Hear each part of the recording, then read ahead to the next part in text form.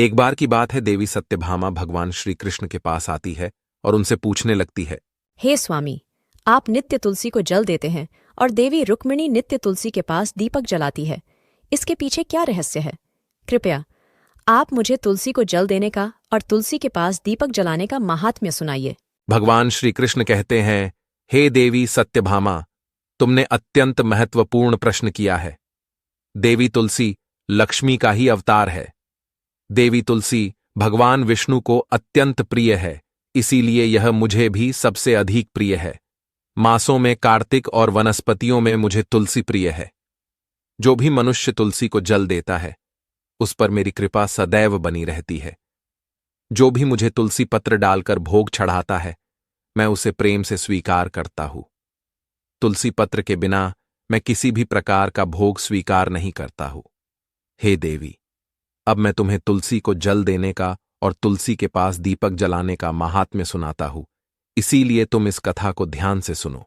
जो भी स्त्री इस कथा को ध्यान से पूरा सुनती है, वह सदा सुहागिन रहती है, उसके घर में सुख समृद्धि आती है और दरिद्रता का नाश होता है।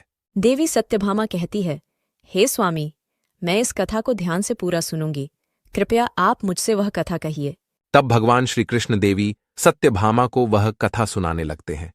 भगवान श्री कृष्ण कहते हैं, हे देवी, पूर्वकाल की बात है, मध्य देश में श्याम शर्मा नाम का एक वैश्य अपनी पत्नी के साथ रहा करता था। वैश्य के पास किसी चीज की कोई कमी नहीं थी। ईश्वर की कृपा से उसके पास सब प्रकार के सुख ऐश्वर्य थे, किंतु उस वैश्य की कोई संतान नहीं थी, जिस कारण से वह सदैव ही दुखी रहा करता था। उस वैश्य ने संतान प्राप्ति के लिए कई उपाय किए। उसने दान धर्म किए, अनेक प्रकार के वैद्य भी बुलवाए, उनसे नाना प्रकार के उपचार भी किए, किंतु फिर भी उसे कोई संतान नहीं हो रही थी। फिर एक दिन वह वैश्य महामुनि वशिष्ठ जी से मिलने के लिए उनके आश्रम पर जाता है। मुनि वशिष्ठ श्याम शर्मा का स्वागत करते हैं और कुशल मंगल पूछते हैं। तब वह श्याम शर्मा मुनि वशिष्ठ जी से कहता है, हे मुनिवर, मैं अत्यंत दुखी हूं। मेरी कोई संतान नहीं है और संतान के बिना मेरा उद्धार कैसे होगा। मैंने संतान प्राप्ति के लिए अनेक उपाय भी किए, किंतु मुझे संतान नहीं हो रही है। कृपया आप ही बताइए कि मुझे किस कारण से पुत्र की प्राप्ति नहीं हो रही है। क्या मुझसे जाने अनजाने में कोई पाप हुआ है? तब मुनि वशिष्ठ जी अपनी दिव्य दृष्टि से श्याम शर्मा के पूर्व जन्म के बारे में जान लेते हैं। वशिष्ठ जी कहते हैं, हे वत्स, पिछले जन्म में तुम्हारे द्वारा घोर पाप हो गया था, उसी कारण से तुम्हें इस जन्म में संतान सुख प्राप्त नहीं हो रहा है। श्याम शर्मा कहता है, हे मुनिवर, कृपया मुझे बताइए, पिछले जन्म में मुझसे कौन सा पाप हुआ था और उस पाप से मुक्त होने के लिए मुझे कौन सा उपाय करना चाहिए। वशिष्ठ जी कहते हैं, हे वत्स, पिछले जन्म में तुमने जो अपराध किया था उसके विषय में सुनो। पिछले जन्म में तुम एक अहंकारी वैश्य थे। तुम्हारा जन्म धनवान कुटुंब में हुआ था। तुमने पिछले जन्म में एक गाय को अत्यंत दुख दिया था। एक दिन एक गाय भूख और प्यास से व्याकुल होकर तुम्हारे द्वार पर आई थी, किंतु तुमने उस गाय को ना रोटी खिलाई, ना चारा खिलाया और ना ही उसे जलपान कराया। तुमने बड़ी ही निर्दयता से उस गाय को अपमानित करके घर से निकाल दिया। उस गाय ने अभी अभी बछड़े को जन्म दिया हुआ था और भूख से व्याकुल होने के कारण वह गाय वहीं पर मूर्छित होकर गिर पड़ी और उस दिन वह अपने बछड़े को दूध नहीं पिला पाई। इसीलिए उसी गाय ने तुम्हें श्राप दे दिया था। उसी गाय के श्राप के कारण तुम्हारी ऐसी दुर्दशा हुई है। उस गाय के श्राप के कारण तुम्हें इस जन्म में संतान नहीं हो रही है।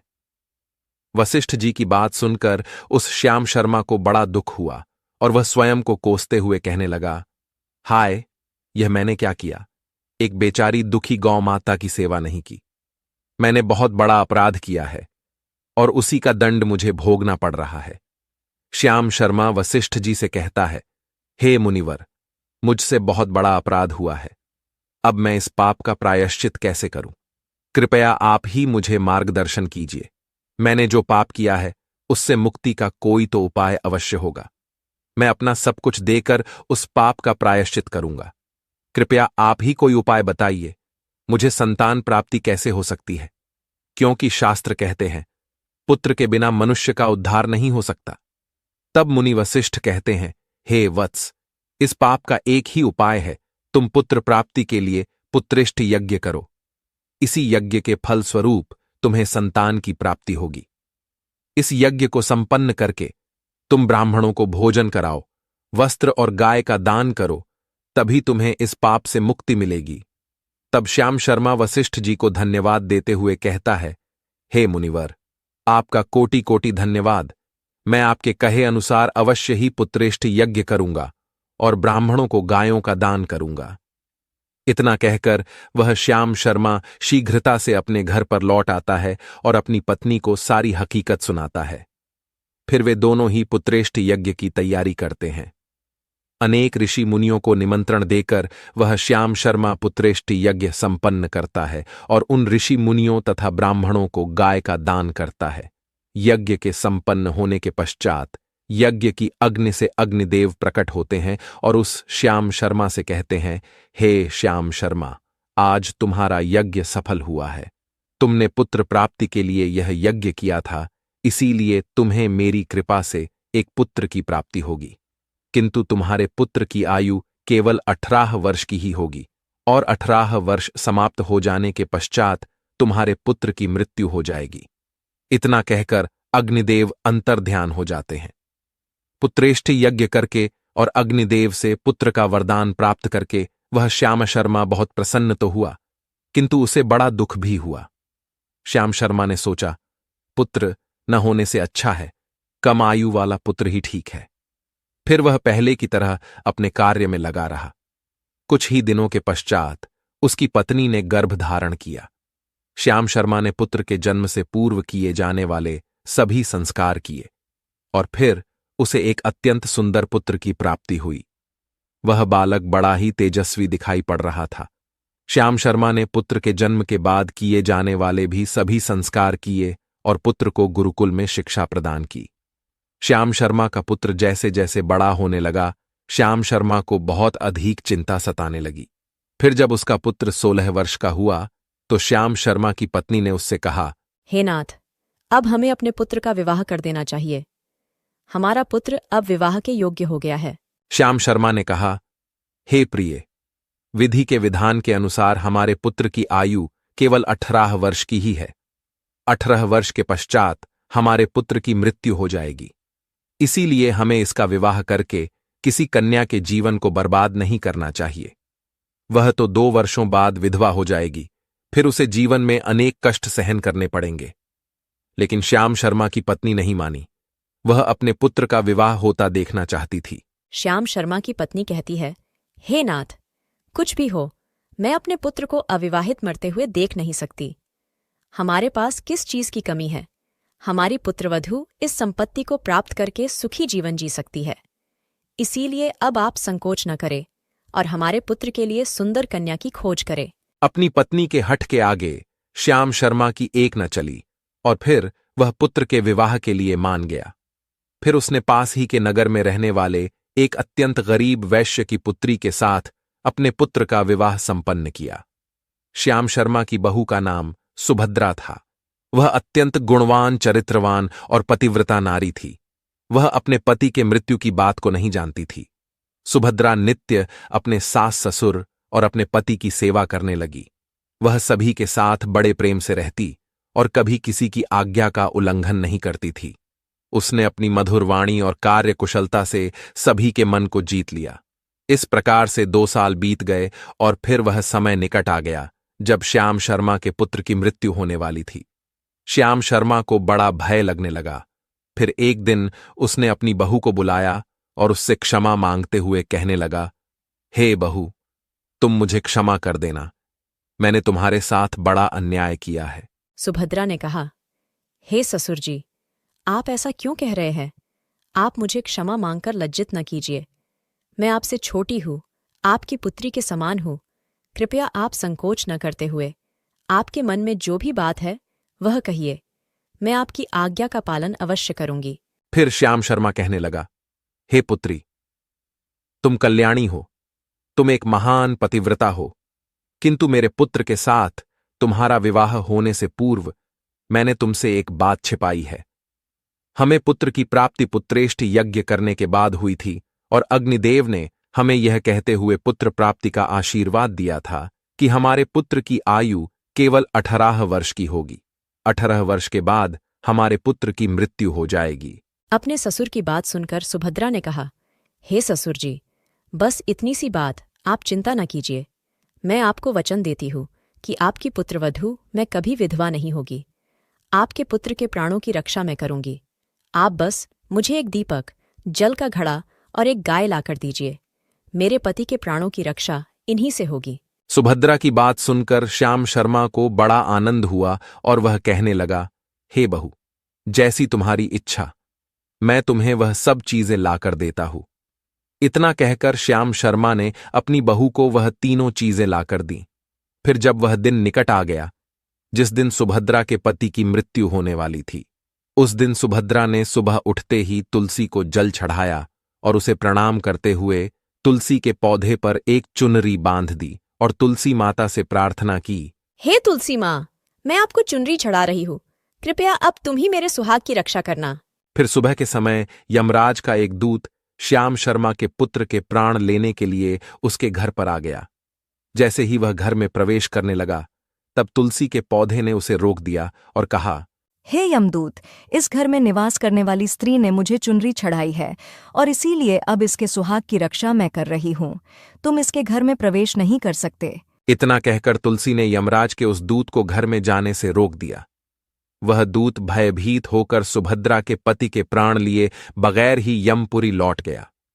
यमपुरी में जाकर उसने यमराज से कहा, हे धर्मराज, मैं धरती लोक पर एक पुरुष के प्राण लेने के लिए गया था, किंतु तुलसी के पौधे ने मेरा रास्ता रोका। उस तुलसी के पौधे के कारण मैं घर में प्रवेश नहीं कर पा रहा हूं। इस बात पर यमराज को बड़ा क्रोध आ गया। फिर उन्होंने अन्य 2 दूतों को बुलाया और कहा, हे दूतों, तुम अब शाम के समय सुभद्रा के घर पर जाओ। जब तुलसी का पौधा सो रहा होगा, तुम उसके पति के प्राण लेकर यमलोक आ जाओ। फिर शाम के समय यमराज के 2 दूत सुभद्रा के घर की ओर निकल पड़े। सुभद्रा ने शाम होते ही तुलसी के पास एक दीपक जला दिया और उससे प्रार्थना की, हे दीपक, अब तुम ही मेरे पति के प्राणों की रक्षा करो। यम के दूत मेरे पति के प्राण लेने के लिए आ रहे हैं। फिर शाम हो गई। तुलसी का पौधा सो गया और यमराज के 2 दूत सुभद्रा के घर के सामने आकर खड़े हो गए और सोचने लगे, अब तो इस मनुष्य के प्राण लेकर ही हम यमपुरी लौटेंगे। जैसे ही यम के दूत सुभद्रा के घर में प्रवेश करने लगे, तब तुलसी के पास लगाए हुए दीपक ने उनका रास्ता रोक दिया और कहा, हे दूतों, तुम अब इस सुभद्रा के पति के प्राण नहीं ले जा सकते। उस स्त्री ने मुझे प्रज्वलित करके उसके पति के प्राणों की रक्षा करने की प्रार्थना की है, इसीलिए अब मैं उसके पति के प्राणों की रक्षा कर रहा हूं। इसीलिए तुम आज उसके पति के प्राण नहीं ले जा सकते। तुम यहीं से लौट जाओ, नहीं तो मैं सब कुछ जलाकर भस्म कर दूंगा और मेरी अग्नि में तुम दोनों भी जलकर भस्म हो जाओगे।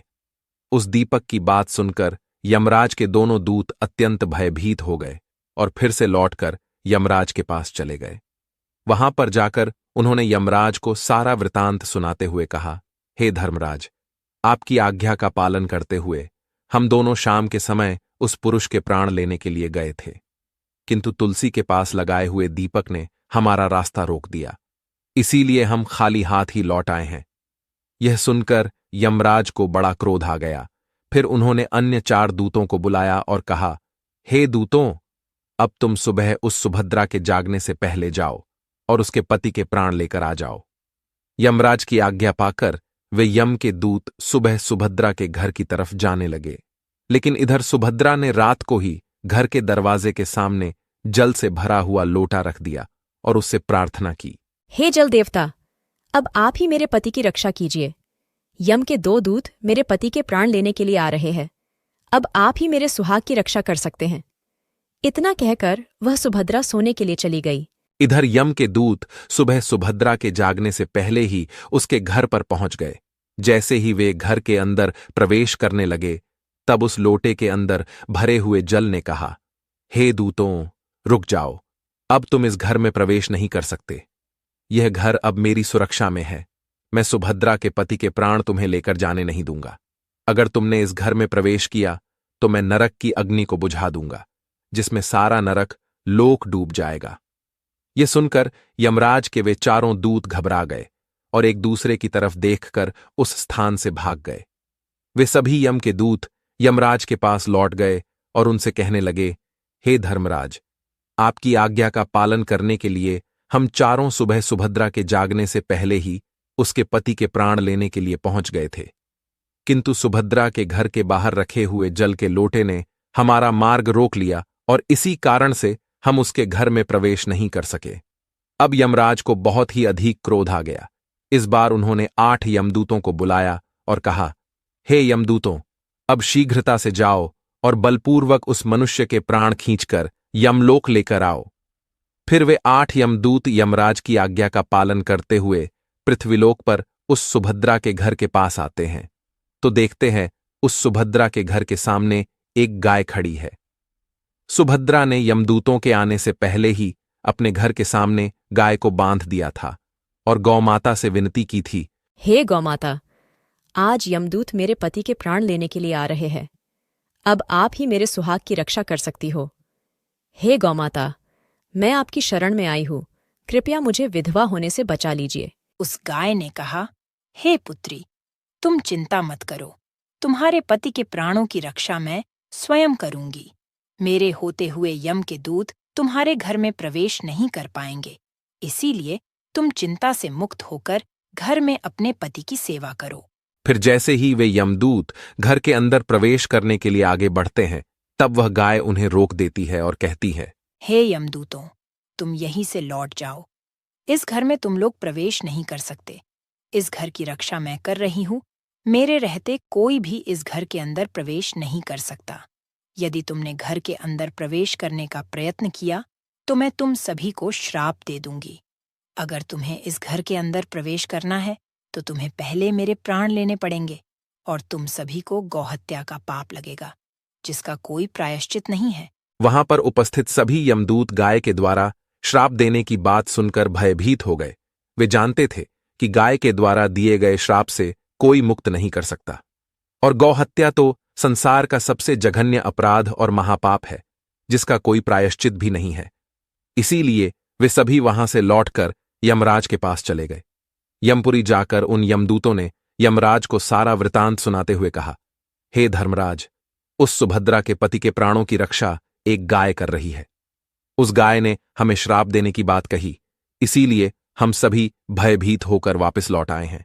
हम में गाय का सामना करने की शक्ति नहीं है। उन यमदूतों की बात सुनकर यमराज आग बबूला हो गए और स्वयं भैंसे पर सवार होकर पृथ्वीलोक की ओर निकल पड़े। यमराज अपने भैंसे पर सवार होकर उस सुभद्रा के घर के पास चले आते हैं।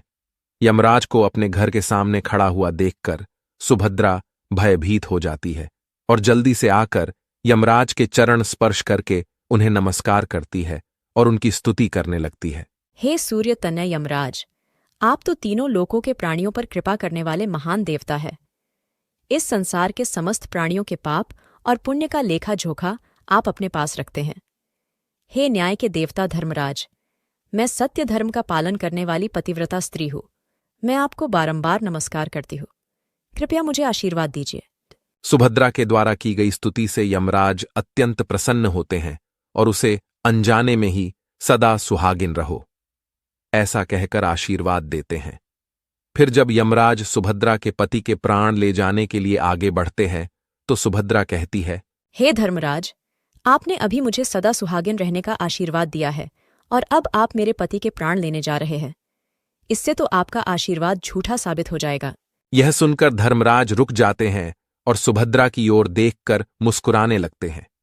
सुभद्रा के निर्मल हृदय और अपने पति के प्रति समर्पण भाव को देखकर यमराज अत्यंत प्रसन्न होते हैं। सुभद्रा की ओर देखकर यमराज कहते हैं, हे पुत्री, आज तुमने साक्षात मृत्यु को ही पराजित किया है। मैं तुम्हारे पतिव्रता धर्म से अत्यंत प्रसन्न हूं। अब मैं तुम्हारे पति के प्राण बख्श देता हूं। तुम्हारी जो भी मनोकामना है वह मुझसे मांग लो।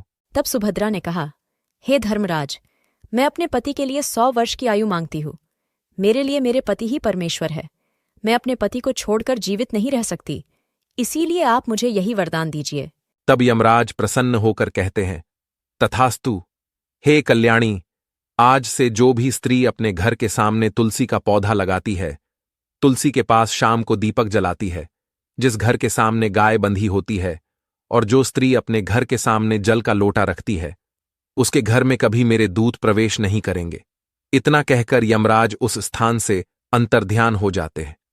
भगवान श्री कृष्ण कहते हैं, हे देवी, इस प्रकार से उस सुभद्रा ने अपने पतिव्रता धर्म का पालन करके उसकी मृत्यु को टाल दिया था।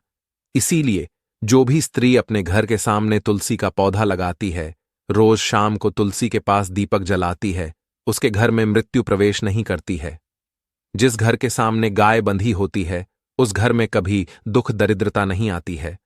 जो स्त्री अपने घर के सामने जल से भरा हुआ लोटा रखती है, उसके घर में कभी शोक नहीं होता है। तो दोस्तों, इस प्रकार से भगवान श्री कृष्ण ने देवी सत्यभामा को तुलसी के पास दीपक जलाने का महत्व सुनाया है। आपको यह कथा कैसी लगी, कमेंट करके अवश्य बताएं। जानकारी अच्छी लगी तो वीडियो को लाइक जरूर करें और कमेंट में जय श्री कृष्ण अवश्य लिखें। साथ ही चैनल को सब्सक्राइब करना न भूलें। आप सभी का धन्यवाद।